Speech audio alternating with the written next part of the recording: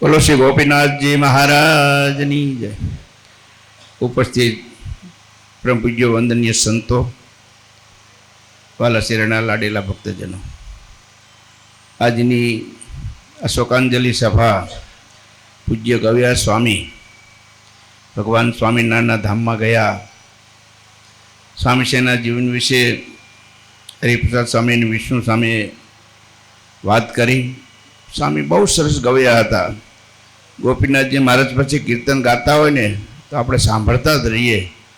અને જે રીતે બ્રહ્માનંદ સ્વામી ગોપીનાથજી મહારાજ પાસે કીર્તન ગાય અને ગોપીનાથજી મહારાજ ગુલાબનો હાર બ્રહ્માનંદ સ્વામીને પહેરાવે, એવી સ્થિતિ પૂજ્ય ગવ્યા સ્વામીની હતી કે સ્વામી ગાતા હોય એટલે ગોપીનાથજી મહારાજ મૂર્તિમાં મંદ મંદ હસતા હોય એવું પૂજ્ય સ્વામીજીનું જીવન હતું. સ્વામીજીએ કીધું તેમ ગાયોની સેવા બહુ કરતા. સ્વામી કે સતત ગૌશાળામાં જ હોય.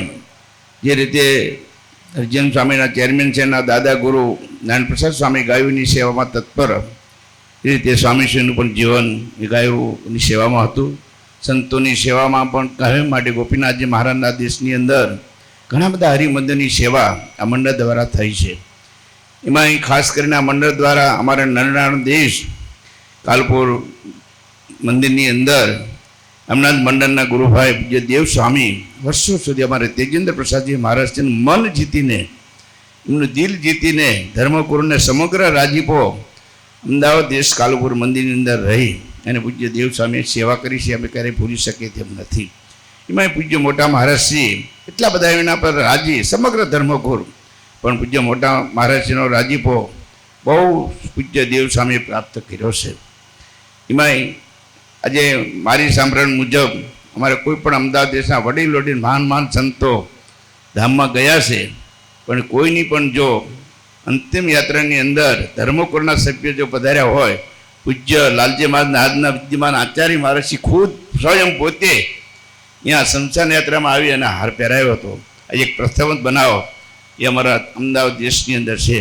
તે આ મંડળે ખૂબ રાજીપો પ્રાપ્ત કર્યો છે. આ મંડળના ઘણા બધા વિષ્ણુ સ્વામી, ભગવત સ્વામી તમારે કાલપુર મંદિરની અંદર વિદ્યાભ્યાસ પણ બલદેવ સ્વામીના આશ્રય કર્યો છે.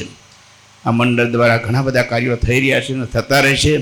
વિશાળ એમનું મંડળ છે. જે ગોપીનાથજી મહારાજના મંદિરની અંદર જે વિશાળ મંડળો કહેવાય એ પૈકી આ સ્વામીનું મંડળ છે.